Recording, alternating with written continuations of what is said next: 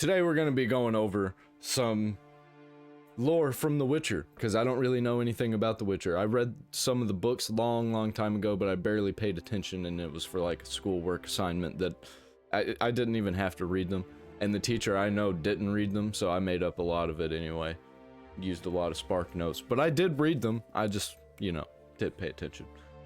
So let's go over some lore from, who was this? Wise Fish. The full Witcher lore. Only 20 minutes worth of it though.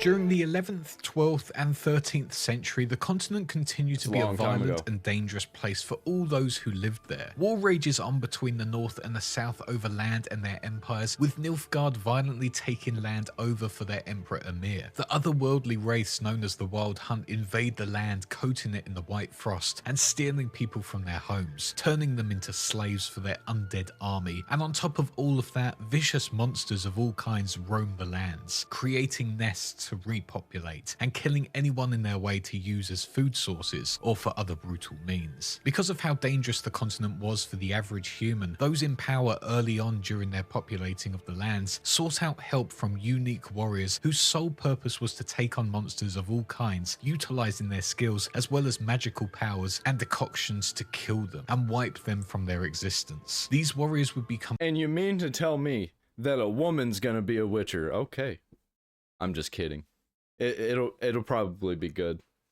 Maybe, hopefully. Hopefully they don't turn it into a crybaby emotional storyline that I'm not gonna care about as a man. I just want badass sword flinging and sex and violence, rock and roll. Known as the Witchers, and would be feared as some of the most terrifying people throughout the land. But as time progressed on and humans started becoming the dominant species within the continent, the Witchers became isolated and feared by the very people who created them and needed them for their help, leading them to be labeled as freaks of nature and monsters themselves. But who are the Witchers? The Witcher itself is a Witcher. Where did they come from and who made them? Why are they feared by humanity, and what happened to their numbers over time? Well, in today's video we explore the lore and origins behind the cat-eyed magic-wielding warriors known as the Witchers.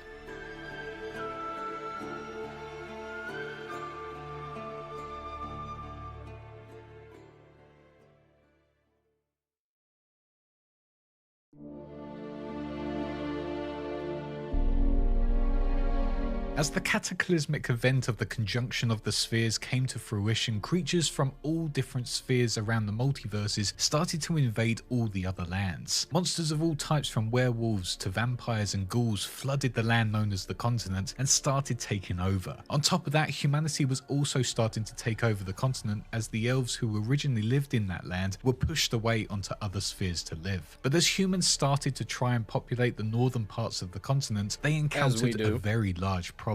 The monsters who had come through from the other spheres were far too heavy in numbers and were killing humans left, right and center. Humanity needed to find a solution to this problem, otherwise the monster populations would rise and their existence on this sphere would ultimately come to an end. Luckily for humanity, however, another mysterious thing— You know, in all walks of lore, humanity is just always a problem for everything else that's trying to exist. You know, these demons and stuff, these like evil creatures, they might not actually be evil. They're just of a different natural order than us. Thing happened during the conjunction of the spheres. As they all collided, the land was filled with a powerful energy known as chaos, or in other words, magic. Humanity found chaos and experimented on it almost immediately, seeing how they could utilize this power for their own good. Thanks to this discovery of chaos, mages started to come into power. We just can't leave things be. We gotta test on it. We gotta see what it does. We gotta see what we can't do and do it anyway. And were set up as some of the most important assets to the northern rulers to help them continue their goal of populating the land of the continent. With this in mind, the northern rulers worked together with the mages to create a new type of warrior that would be able to wield magic and finally deal with the monsters that were outmatching all of their forces. With this new goal in mind, the mages took to the castle of— This is what happens when you mix Frankenstein science with magic. Risberg and started their experiments to make these magic-wielding warriors. The mages at first only used adult subjects for these experiments in the hope to make somewhat superhumans, and perhaps these adults had the mental capabilities to deal with the magic they were being given. These adults did not pass the test, however, and the mages were looking for another solution to their problem. With the adults being deemed as failures, the mages turned their attention towards children as their next subjects. One mage during this, known as Alzur, travelled for weeks collecting 38 children from either unloving families or children from the streets and brought them back to Risberg Castle. Immediately on arrival, these children were sentenced to extreme training routines that would test them of their survival skills as well as their agility. These included activities such as climbing cliff sides, running trap-laden obstacle courses, dodging swinging pendulum whilst blindfolded, as well as many other activities. These training methods were so brutal that almost within the first day before any real experiments took place, 4 of the children had already died. The experiments were getting closer and the children were becoming stronger and faster by the minute. Before they undertook the experiments, the children had started making and consuming bubbling mushroom stews and soapy alchemical teas. But now, as the experiments waged on, the mages encountered a new problem. The experiments were just as brutal, if not more brutal than the training activities they had endured before. And as the mages' experiments went ahead officially, a lot of the— yeah, like they had to experiment on people to figure out how to get it to actually work. So there were probably so many failures. I figure, you know. Children became extremely ill and died almost instantly, with all of the girls being affected and all dying in the process. Deaths were happening all around and it looked like the experiments were for nothing. All the girls except one now.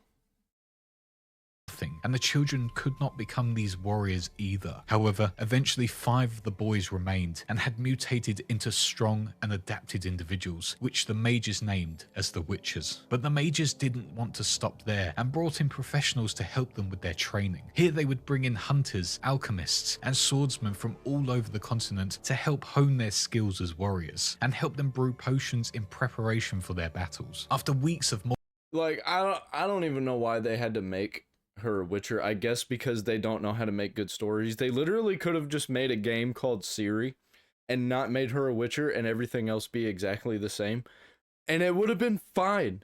It's just they have to piggyback off of somebody else's story. More intense training, the now mutated children had become capable warriors. However, the mages still deemed these experiments as failures, as the mutated children had very limited magical talent. Disappointed by this outcome, the first official witches were thrown out and banished from Risberg and were labelled as failures. However, despite this, a few mages such as Alzur wanted to continue their experiments and push these new mutated individuals further. The group ventured to a new castle called Castle Morgreg and continued their experiments and training to become the perfect warriors. During the months that followed this, before the witches set out on their path. You know, I probably need to actually play The Witcher 3. I haven't played The Witcher 1, but I've played The Witcher 2 about halfway, and I liked it a lot. They're really, really big games. I played The Witcher 3 more than most people who stopped playing. I got past the part where everybody stopped. I got way past that. I got to the actual open world part, and I don't know why I stopped. I just stopped. But I should probably play the first Witcher and then 2 and 3 on stream. Why not? Path, the mages encountered a knight-errant on their travels and enlisted him to help teach the witches his years of experience. The knight would be known to the witches as Griffin because of the black griffin on his shield, and during his time as their teacher taught the witches the southern sword styles, as well as taught them about what their true purpose was and why they had been created, as well as respecting their duty. These words resonated with some of the boys and helped them to develop more in their skills and abilities, as well as help them mature mentally. But now it was time for the witches to venture off on their path and help keep the continent safe from the monsters who plagued the land. It was time for them to fulfill their purpose.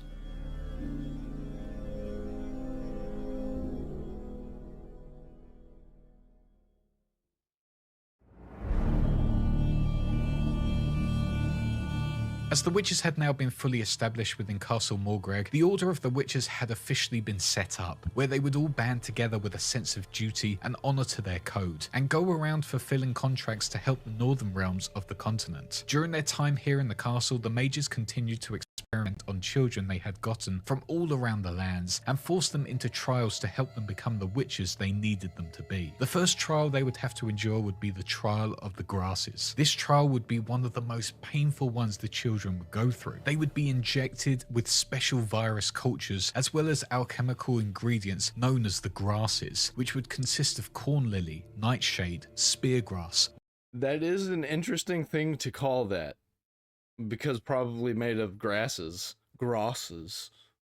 Wild rye and wolfsbane, which would modify their bodies and minds. This process would take a week, and the children would have the herbs and elixirs injected directly to immobilize children's veins. The average life of a child here would be 3 days. Those who did survive the process would go mad, vomit, suffer from seizures and cold sweats. Once they eventually awoke on the 7th day, their eyes would turn to a cat-like form. Once this had happened, they had successfully mutated into a witcher. However, it was said that only 3 or 4 individuals from a group of at least 40 would survive the process. After becoming a witcher, the subjects would then have lightning quick... That just seems to me like, is it worth it, man? I mean, we got Geralt, but to the world, is it worth it? What have the witchers really done other than kill some monsters here and there? Have they done a lot? I don't know much about the Witcher lore. Reflexes, slower aging, physical strength, and enhanced senses. After this process, they would then have to face the trial of the dreams, a trial that would consist of psychedelic visions created by druids and mages. This trial was simply to enhance their abilities even more and help them augment their night vision. However, this trial meant that the witches were to become completely sterile. One of the other trials was the trial of the mountains, which was seen... That was some crazy imagery. I hope I don't get demonetized or something for that. I doubt it. There wasn't any actual blood, and it was more cartoon. As an exam for the witches to see if they had honed their skills they had developed from all of their intense training. This trial could be anything their trainers wanted them to be, such as within Kaer Morhen and later in the Witcher years, the witches would have to get through caverns inhabited by an old cyclops without waking him up, climb a troll's head, deal with rock trolls, and get to a circle of elements and activating their medallion. Upon doing this, they had completed their trials and were officially now part of the witches. For Vesemir in his youth becoming a witcher, he had his trial of the medallion take place within a swamp known as the Red Swamp, which was cursed with evil spirits and beasts. This trial, however, had the children unmutated and was simply to see who could survive against the odds and who was worthy of becoming a witcher. Many children, however, died in the process, with Vesemir being one of the only remaining survivors of the group of children. After all... Yeah, so like 3 or 4 die from the first one, and then you get one that survives in that trial. It's just like everybody's dead but one. You got maybe a 1 and 2 out of like 40 that are gonna do it.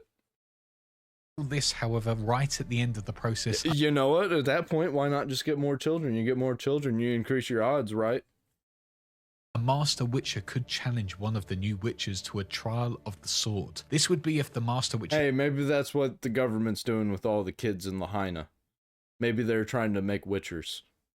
Doubted one of the candidates' abilities and would have to take on a monster of the Master Witcher's choosing, or another Witcher within the group. Upon doing this, they would finally become a member of the Witcher Order, or if they died, were just another wasted subject. As the Order of the Witchers continued within Castle Morgreg, the Witchers would go out on their path within the spring, taking on contracts and wiping out monsters to save human populations. Once it became winter, they would then return to the castle and have drinks with their brothers and honour those who had died whilst on the path, hanging their medallions in the middle of their grand hall. As the years passed, the witches became more successful. However, the mages who had helped set them up had started to leave, including Alzor, who helped recruit the first witches. This left the order with only a few mages left, unable to really create as many mutations, and leaving the witches without a leader. Almost immediately, the witches started going against each other, tricking one another out of contracts and threatening to kill one another. The downfall was coming for the order as more and more of the witches went against their duties and love for their brotherhood. One witcher named Arnagad. Yeah, that's what happens when you get to the end of a brotherhood. Usually it's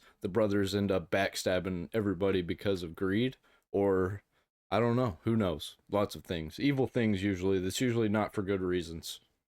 Started the whole downfall as he attacked and almost killed another witcher named Reese. Returning to the castle, Arnagad and a group of his were under fire from the rest of the Order, and a battle ensued. The Order were victorious but suffered many losses as Arnagad left the castle to set up his own witcher school, which he would go on to call the School of the Bear. The Order continued for a bit. However, as more young recruits gained knowledge of this separate School of the Bear, some 20 recruits decided to take influence from this and create their own school, taking a great deal of the mutagenic compounds and alchemical tools with them to try and improve the formula that created the witches. This school would be set up as the School of the Cat and would be located within Castle Stega. Despite many to make it easier. I don't know if they should make it easier to become a witcher though, because I don't know if you want a whole bunch of badass witchers walking around.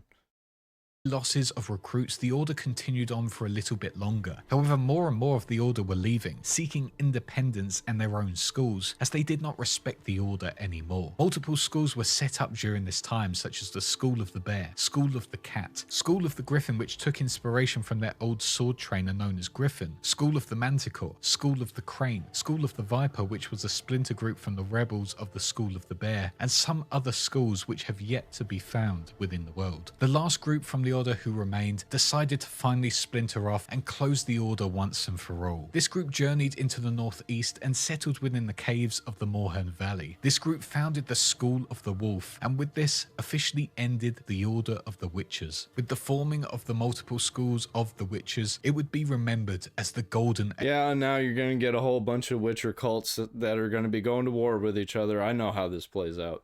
Age for them, and scholars would go on to call it the second era of the Witchers. However, there was a new problem. The Witchers were becoming too successful throughout the kingdoms, and because of this, fear was hitting the human settlers and the kings. The very people who wanted to create these mutants. Oh, it's just gonna have a Spider-Man situation where the people that are keeping everybody safe, all the towns safe, become too successful, too popular, and then the masses are trying to take them out, the kings trying to pay people to take them out.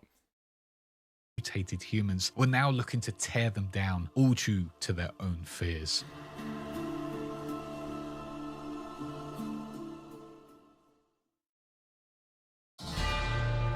Well, to be fair, I wouldn't want to be ruled by a Witcher either. From what I've seen of Geralt of Rivia, I don't want to be ruled by a guy like that. The continent was now within the 11th century, and the Witchers' School of the Wolf had now fully built up its main base of Kaer Morhen. The Witchers were now still in their golden age, taking out contracts everywhere they could, and now with all the schools in different areas, they were able to make it easier for them to take out contracts without clashing against their once brothers. Monsters were falling in their droves, as the extremely successful mutant warriors were putting all their skills to use, honing their magical abilities as well as potions to take on some purely terrifying foes. However, I never watched the Witcher TV series. Maybe it's a good thing that I didn't. I knew it was going to be a disaster. It was coming from Netflix. whilst this was at most part a good thing. Was it Netflix or Amazon? It doesn't. They're both the same to me at this point.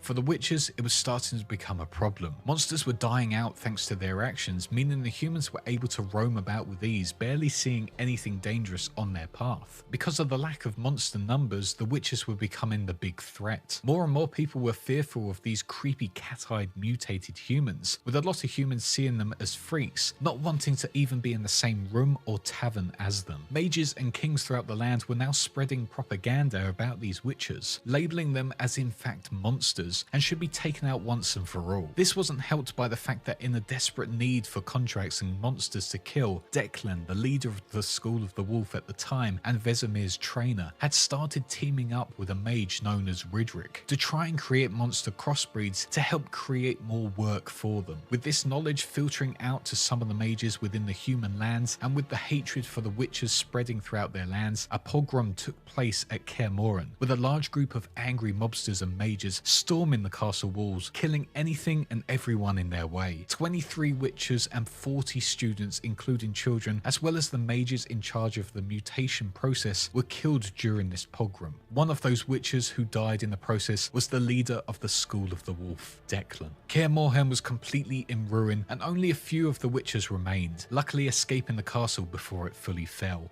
Bro, I keep getting ads in the Twitch chat. I don't like that. I don't like that. Sorry, I'm not paying you any money for anything. I don't need any services. I'm doing everything cleanly and by myself.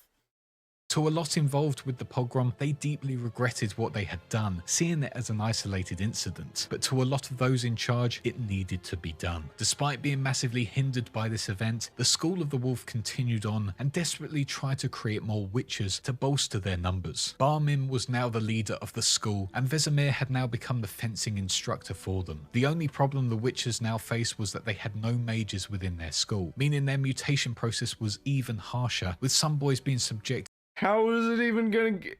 Okay. What, is like everybody dying now? Except for like one or two in the first process? In the trial of the Grosses? To additional experiments, with most of them having fatal results. It seemed like the era of the witches was coming to an end, with similar events happening within the School of the Cat, where the castle had also been stormed by the kings of the land. Humans had become overly fearful of their presence within the land, especially now that the monsters' numbers had dwindled. However, their work was still needed, and for the School of the Wolf, one of their stories had yet to be told. During the events of the pogrom, one young, newly formed witcher, along with a small group of his brothers, escaped the castle and continued their witcher journey, with Vesemir now as their teacher. This young witcher would be a natural leader, looking after his fellow brothers as they went to rebuild what they had just lost. Once reaching maturity, this witcher would seek out the kings and queens all over the kingdoms, would save the world from the wild hunt, and would become a father figure to the Emperor Emir's daughter, Princess Cyrilla. That witcher would be Geralt of Rivia, and his story would help the witcher name live forever in the history books. What a G. What a G. Huge L. Why is he not the protagonist? Are they going to go back to him? Because he is probably... Ciri's not as good a protagonist as Geralt. I'm sorry. I just don't understand why the character change. I would have really liked an end of life or near end of life Geralt, and then, you know, you witness him die, and then you move on from there. That would have been cooler than what's going on now. I don't even know what's going on.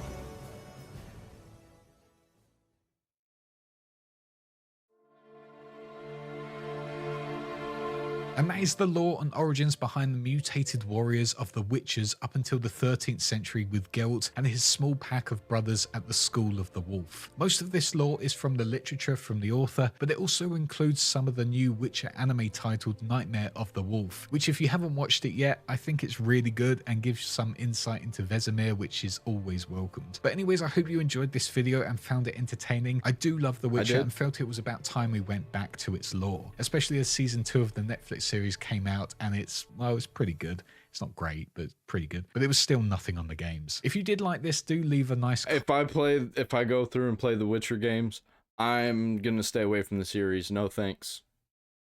I'm just gonna pretend it doesn't exist. Comment, give it a like, and subscribe if you haven't already. And if you really like this video, why not check out my other lore playlists, or support me on Patreon or as a YouTube channel member for early access to my latest videos, as well as them being ad-free. And speaking of supporters, I'd like to thank them real quick. Big thanks to our small fish guys, our big fishes Duquesne23, Sacrum, Rhinohead, Eddie, Christopher, Andrew, Last Persona User, and Arto. Alright, ads for Patreon and stuff. I have a spread shop down there in the description. Anyway, that was a good video. I like that. What's this guy's name?